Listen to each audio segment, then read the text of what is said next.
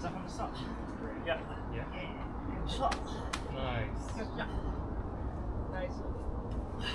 Alright, we're live. Okay, good. So, I hope you enjoyed that send of Beretta V7. It was my first time going to Anston Stones. I wanted to take it easy, so I just did a bunch of V6s and V7s because my health is still far from ideal.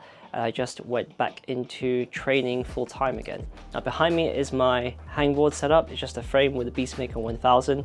There are a few changes I want to make, so these are some of the holds I'm thinking of adding. I'll probably make another video in regards to that and show you the final product. But for today, I want to show you something that I am making a change in regards to my finger strength training. A common mistake that a lot of people make when it comes to hangboarding is that they only train one grip type, which might be, for most people, either the open crimp or the half crimp.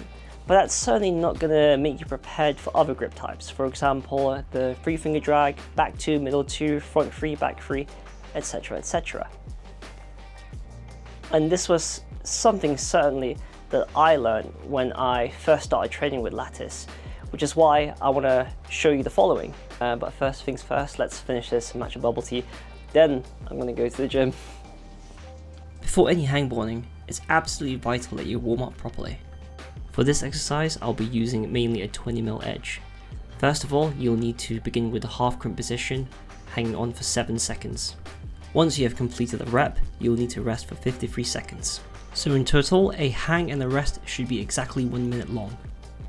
This hang and rest combination is to be repeated 2 additional times for a total of 3 reps. This would complete a set for that grip position. This is followed by a rest period of 3 to 5 minutes before changing to another grip position. So here I am doing a set on the free finger drag, again on the 20mm. I also did a set working on my back free drag.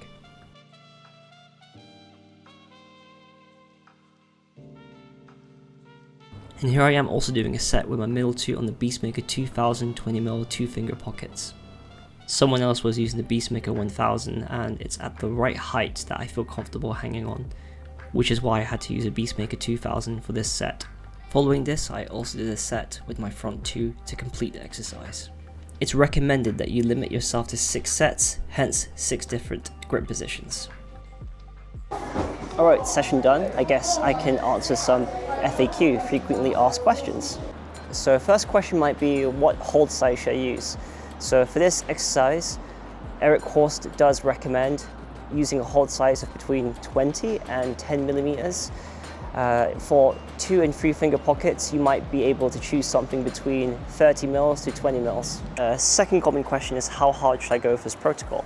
And you'll only be able to find this out through benchmarking. So the way to benchmark is to test your different grip types that you want to train and see how much weight you can hold for 10 seconds maximum. And then you drop that down by about 10 to 15%, and that will be your working weight for the session.